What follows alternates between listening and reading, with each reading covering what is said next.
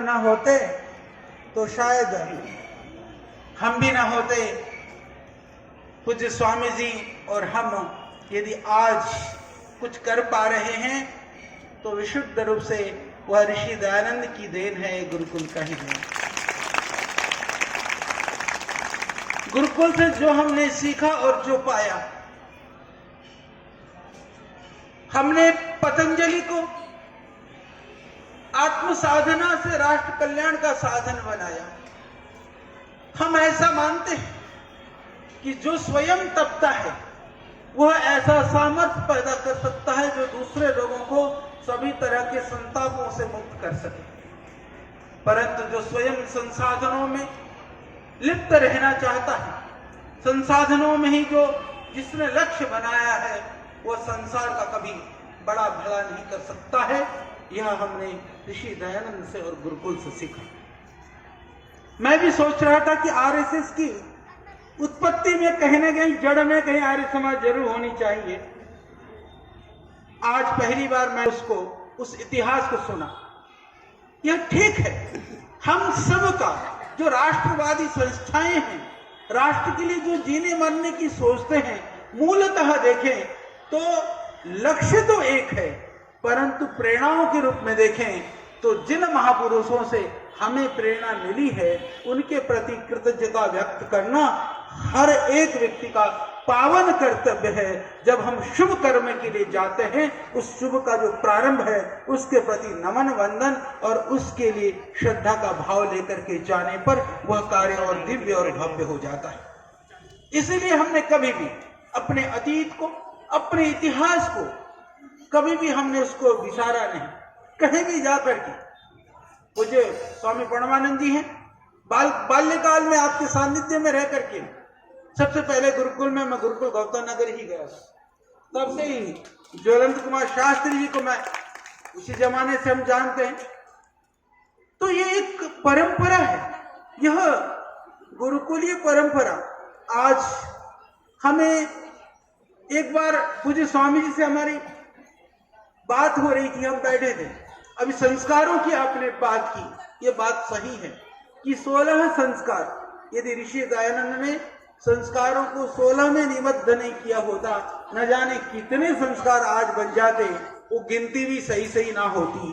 तो उस 16 संस्कार की परंपरा को ऋषि दयानंद ने जिस तरह से संस्कार विधि के माध्यम से एक पुस्तक आकार दे करके बताने का प्रयास किया, हमने उन 16 संस्कारों के विषय में जब चर्चा की, एक बार इतना हमने प्रचार किया कि सारे संस्कार विधि की पुस्तकें भी खत्म हो गई और हमने हजारों किताबें मंगा करके पतंजलि से वितरित की।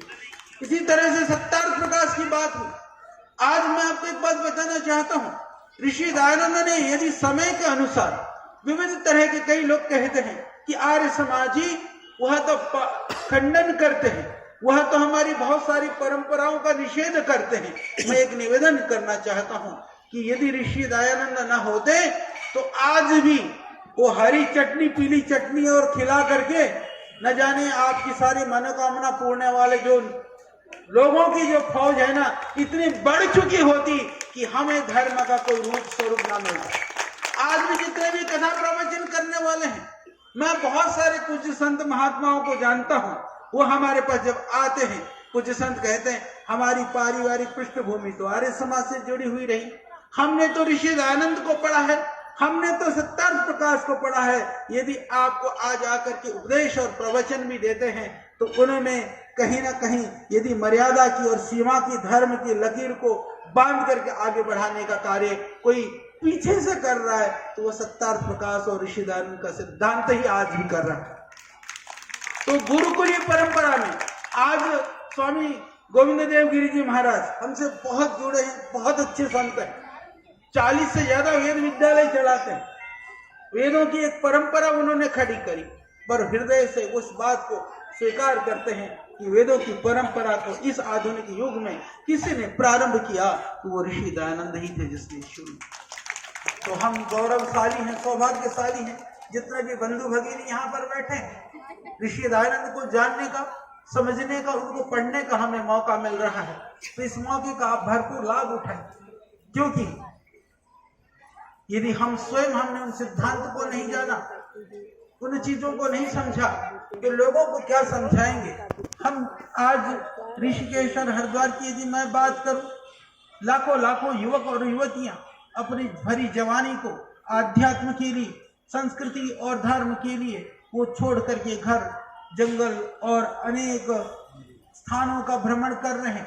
दुर्गम, जटिल, विषम परिस्थितियों में उन्होंने अपने जीवन को डाला है, पर उनके पास वह सौभाग्य नहीं है कि जो ऋषि दयानंद को और उनकी परंपरा को समझते तो उनको धर्म का सही स्वरूप और सही सिद्धांत का बोध होता। यह आपको बोध है। यदि हमें धर्म का बोध है तो यह हमारा पावन कर्तव्य है कि हम उसमें आचरण करें, उसमें आगे बढ़ें और लोगों को प्रेरित भी करें।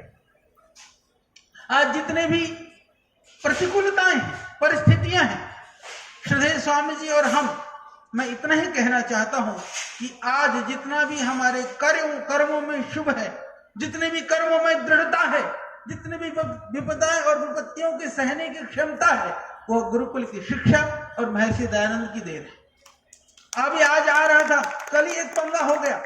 पंगा ये हो गया बड़े षड्यंत्रपूर्ण ढंग से। ये कहा गया कि पतंजलि की 5 दवाइयां बैन हो गई, और सोशल मीडिया में, अखबारों में, विशेष कर करके जो अंग्रेजी अखबार और इस तरह के जो तबका है, वहां बड़े बड़े में लिखा था। सुबह सुबह फिर सरकार के कई तंत्रों से बात हुई। जब हमने थोड़ा सा गहराई में जाकर के देखा, जो षड्यंत्रकारी, मैं आपको बताना चाहता हूं कि जिन ड्रग माफियों का श्रद्धेय स्वामी जी ने डट करके मुकाबला किया, जिन रोगों के लिए इतना भय दिखाया जाता है, देखिए ज्योतिष हो चाहे चिकित्सा विज्ञान, ये एक जैसे ही बन गए हैं। पहले भय दिखाओ, जब तक आप ग्रह नक्षत्र खराब करेंगे नहीं तो उपाय करने के लिए आप क्यों आओगे? जब तक तुम्हारी बीमारी को भयानक बताया जाएगा नहीं तो आप डरोगे कैसे? डरोगे नहीं तो फिर पहुंचोगे कैसे? क्षमा करिएगा, जो वो अच्छे चिकित्सक हैं, जो सेवा भाव से काम कर रहे हैं, मैं उनकी बात नहीं कर रहा हूं, वो वंदनीय है, वो स्तुत्य है, पर ऐसे लोगों की समाज में संख्या नगण्य है। पर लोगों को भ्रमित करने वाले, भय का व्यापार के माध्यम से उन विदेशी कंपनियां और ड्रग माफियाओं का पालन पोषण करने वालों की तबका इतनी ज्यादा है कि पब्लिक को पता ही नहीं चलता है। कोरोना की महामारी में न जाने कितनों ने कितनों अपनों को खोया। किस पीड़ा से मैंने देखा है, हम सब ने देखा है कि हम चिकित्सक होने के नाते मैंने तो पूरे देश के लोगों को कई तरह से निकटता से महसूस किया। किस पीड़ा की घड़ी में लोग कहते कोरोना की दवाई नहीं, पर बिल बनता था 10-10, 20-20 लाख रुपए का और घर में डेड बॉडी पहुंचा दिया जाता था। जब चिकित्सा ही नहीं थी तो चिकित्सा किस चीज के कर रहे थे? तो ये बड़े प्रश्न हैं, बहुत दिल को दुखने वाले प्रश्न हैं, पर बहुत सारे प्रश्न उनका समाधान के रूप में यदि कोई बुलंद आवाज, आप सबकी आवाज को कोई बुलंद करने वाला व्यक्ति है तो हमारे मध्य में श्रद्धेय स्वामी जी रामदेव जी महाराज हमारे मध्य में। प्रातः काल से उठ करके प्रतिदिन वो एक व्यक्ति रात्रि पर्यंत एक निरंतरता के साथ में, फिर मैं जोड़ना चाहूंगा उस निरंतरता की शक्ति भी तो हमें गुरुकुल ने ही तो दी है। तो हम उस मिशन में, उस अभियान में, यदि आप सच्चे दयानंद के सिपाही बनना चाहते हैं, वैदिक धर्म के आप यदि अनुगामी बनना चाहते हैं, तो उन मूलभूत सिद्धांतों को अपने जीवन में धारण करें। हमारी जो सिद्धांत है, हमारी जो मान्यताएं हैं, आज चारों ओर से उनके ऊपर आक्रमण हो रहा है। अभी कुछ लोग, अभी एक नवबौद्ध एक पूरा एक श्रृंखला बढ़ रहा है कि बोले इनको ये जो जिसको हम वो कहते हैं ना ब्राह्मण वैश्य क्षत्रिय को, बोले अलग करो और बाकी जितने भी हैं जो छोटी जातियां एक हो जाओ, क्योंकि बोले मूल तो तुम हो, बाकी तो बाहर से आए, इनको अलग करो। और मजेदार बात यह है, फिर कहते हैं कि आर्य बाहर से आए थे। मैं कहूंगा आदरणीय शास्त्री जी से ज्यादा रिसर्च करना, और आपके लिए एक बात दे करके जा रहा हूं। और वहां पर जो बुद्ध धर्म के मूल ग्रंथों में वो अपने आप को बौद्धिस्ट मानते हैं, कहते हैं आर्य बाहर से आए थे। बुद्ध के जो मूल ग्रंथों में आर्य शब्द से ही संबोधन है, उसके लिए वो क्या कहेंगे? जितने भी बुद्ध के मूल ग्रंथ हैं सब जगह पर संबोधन के लिए भंते या आर्य शब्द का ही प्रयोग हुआ है। तो इसीलिए ऐसे बरगलाने वाले लोग, ऐसे तत्व जो चीजों को अपने ढंग से तोड़ मरोड़ करके यदि समाज के अंदर पहुंचा रहे हैं। और उत्तराखंड की भूमि तो ऐसी भूमि है, एक कोट द्वार से शुरू होकर के देखिए हम जाति पाति पे न तो हमारी वैदिक सिद्धांत के अनुसार न कोई उसकी महत्ता है न मान्यता है। कर्म की जाति, कर्म जो करा वो उसी जाति में है। तो फिर भी यहां से पूरे पहाड़ पर ऊपर तक जाइए, जितने भी आर्य या आर्य लिखते हैं ये ऋषि दयानंद की देन है। बेशक वो भी आर्य समाज से नहीं जुड़े, मैं कहूंगा सब वैदिक धर्म को पढ़ें, जिससे कि जिस गौरव को देने वाला, जिस आर्य शब्द को पुनर्परिभाषित करने वाले ऋषि दयानंद का जो ऋण है उसको आप समझ सकें और उस ऋण से उऋण होने के लिए अपने आप को इस परंपरा से जोड़ सकें। तो ये हम सबका पावन कर्तव्य है। मैं प्रातः काल सोच रहा था, ऋषि दयानंद न होते तो आज समाज की स्थिति क्या होती। क्योंकि कभी कभी जो सामने दिखता है वो हमको महसूस होता है, पर जिसकी वजह से आज ये सामने का स्वरूप बना है, जो पर्दे के पीछे है, उसकी ऊर्जा की जो शक्ति का बोध हमें कभी कभी नहीं हो पाता है। आज समाज के अंदर चाहे वह शुद्धि आंदोलन किसने प्रारंभ किया था, ऋषि दयानंद के उस यशस्वी शिष्य स्वामी श्रद्धानंद ने ही शुरू किया था। शुद्धि आंदोलन का प्रारंभ करता जो है उस समय पर हिंदू महासभा के अध्यक्ष या सेक्रेटरी के रूप में जो काम श्रद्धानंद ने शुरू किया, आज हम कहीं पर भी ठीक है घर वापसी होनी चाहिए, शुद्धि आंदोलन होना चाहिए, पर यदि उसके मूल में आप जाएंगे तो ऋषि दयानंद का शिष्य का ही नाम आप पाएंगे। इसी तरह से यदि आप जाते हैं बाल विवाह जैसे कुरीति से को छोड़ करके, और जहां पर नारी शिक्षा की बात हो या जातियों को तोड़ने की बात हो, इन सारे मूल में यदि आप जाएंगे तो आप देखेंगे कि इस समाज को सुधारने का काम, जैसे आपने कहा कि चाहे स्वभाषा की बात है, चाहे स्वदेश की बात है, चाहे वह समाज के अंदर समरसता की बात है, समानता की बात है, जिस प्रखरता के साथ स्वामी दयानंद ने प्रारंभ किया था उससे पहले किसी ने इस समय पर नहीं किया। बाद में जिन्होंने भी उस कार्य को आगे बढ़ाया वो कहीं ना कहीं ऋषि दयानंद से या तो प्रभावित थे, प्रेरित थे, या फिर उनसे जुड़े हुए लोगों से प्रेरित थे। इन्हीं मूल्य में स्वामी दयानंद आपको दिखाई देंगे। तो हम लोग सौभाग्यशाली हैं कि सीधे सीधे 2, 3, 4, 5 के थ्रू नहीं, हम वाया नहीं है, हम डायरेक्ट हैं। इसलिए डायरेक्ट वालों का ज्यादा कर्तव्य बनता है, ज्यादा जिम्मेदारी बनती है, ज्यादा काम हम सबको करना चाहिए। और जो पंचमहायज्ञों की विधान है, जैसे अभी आचार्य जी कह रहे थे कि ठीक है हम इधर उधर के चीजों को, मूर्ति पूजा आदि को नहीं वो करते, पर मैं कहना चाहूंगा सब, क्योंकि आर्य समाज को मानने वाले भाई बंधु ज्यादा हैं, ठीक है मूर्ति पूजा छोड़ दी, घर में हवन यज्ञ करते नहीं तो बचे क्या, फिर तो नास्तिक रह जाओगे। तो कम से कम दैनिक यज्ञ शुरू करें, दैनिक यज्ञ नहीं कर सकते तो साप्ताहिक यज्ञ करें, ये बहुत जरूरी है। जब नित्य कर्म के अंदर ऋषियों ने पंचमहा जो यज्ञ है, जो उनका जो विधान किया है, तो उनका कम से कम जीवन में पालन करें।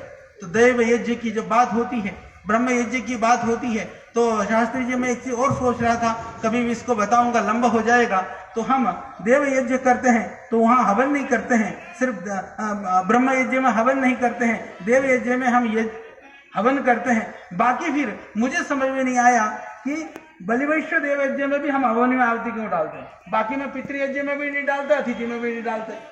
तो बात यह है कि यज्ञ के लिए देव यज्ञ के अंदर सारी यज्ञ अग्नि आहुति वाली विधाएं पूरी हो जाती हैं, बाकी 4 तो जीवन में कर्म करके पूरा करना होता है।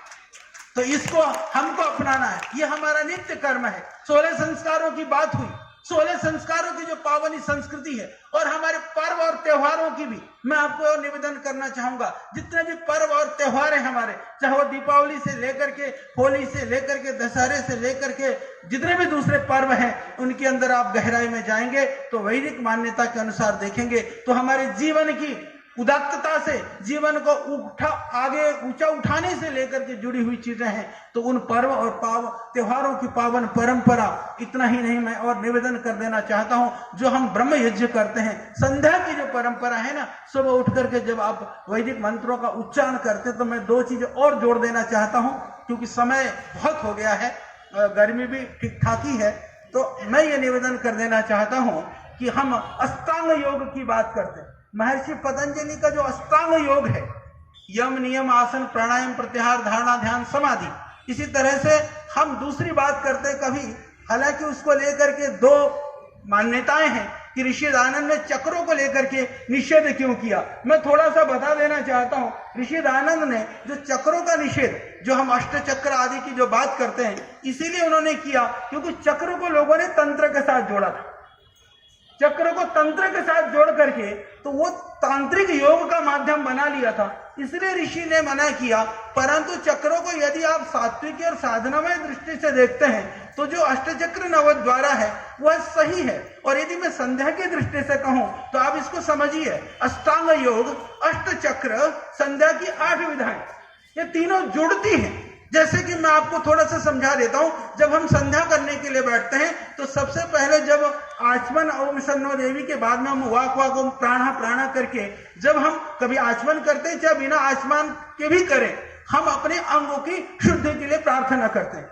अहिंसा, सत्य, अस्त्य, ब्रह्मचर्य, जो इन सब चीजों की हम शुद्धता के लिए प्रार्थना करते हैं। यह योग का एक तरह से पहले अंग का एक संकल्प के साथ वह पालन करने के लिए हम भगवान से प्रार्थना करते हैं। जब हम आगे जाते हैं, ओम भू पुनातु शिरसी भू पुना भुवा पुनातु नेत्रयो, आप देखेंगे ये नियम के पालन की हम बात करते हैं। शौच संतोष तप, यानी कि हमारे अंदर की जो गड़बड़ियां हैं उनको ठीक रखो, उनको ठीक रखोगे तो हमारी ये जो चीजें हैं, शौच, संतोष, तप, स्वाध्याय, ईश्वर प्रणिधान, जो हमारे जीवन को सुखमय बनाने के साधन है, हम उसको प्राप्त कर सकेंगे। इस तरह से हम वहां पर करते हैं। आसन में तो हम बैठते ही हैं जब संध्या करते हैं, फिर प्राणायाम के तो मंत्र ही हैं। फिर जब अगमर्षण में जब हम जाते हैं तो आप जानते हैं यम, नियम, आसन, प्राणायाम, प्रत्याहार, अगमर्षण के माध्यम से हम पूरी सृष्टि विधा को ढूंढते हैं। यानी कि हम प्रत्याहार, यानी सभी दुनिया के जो ज्ञान विज्ञान में अपने मन मस्तिष्क को घुमा करके फिर हम चिंतन करते हैं कि हम यही प्रार्थना करते हैं अगमर्षण से। फिर जब हम जाते हैं मनसा परिक्रमा में, हम इधर प्रत्याहार से फिर हम धारणा में पहुंच जाते हैं। तो फिर आप जाते हैं बाद में उपस्थान मंत्र के अंदर जाते हैं तो ध्यान में फिर बाद में तो प्रार्थना ही कर लेते हैं, प्रभु जीवन पूर्ण हो। तो यह जो परंपरा है, आप देखेंगे जुड़ी हुई परंपराएं हैं।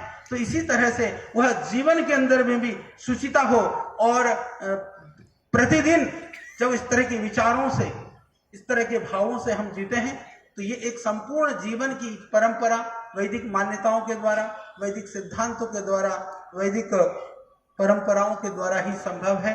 इसको हम जीवन में स्थान दें और आचरण से फल मिलता है। सुबह आते आते एक बात मेरे ध्यान में आई, कह देता हूँ, हम भी बहुत बार सुनते थे, आज तो नहीं 2-3 दिन से मैं सोच रहा था, सब विद्वान बैठे हैं तो लोग कहते हैं ना, बोले प्रभु की इच्छा के बिना तो पत्ता भी नहीं हिलता, ऐसा बहुत कहा जाता है। तो ये सब कुछ क्या प्रभु के विधान से हो रहा है? तो बोले सब कुछ तो भगवान की इच्छा से हो रहा है। बहुत विद्वान बैठे, मैं उसका उत्तर पूछूंगा तो पता नहीं आप क्या देंगे, पर मेरे को अपने आप एक उत्तर अपने मन में, जैसे कहते हैं ना, वो ज्ञान प्रकाश हो गया अपने आप।